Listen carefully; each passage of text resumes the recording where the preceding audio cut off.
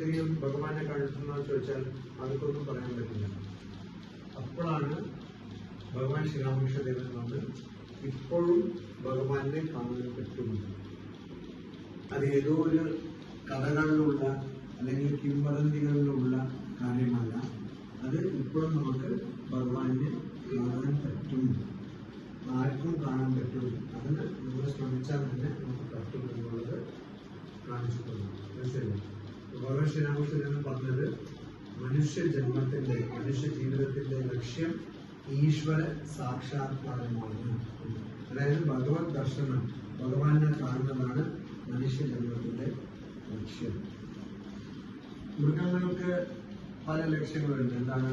ആഹാരം വേണം, പാർപ്പിടം വേണം,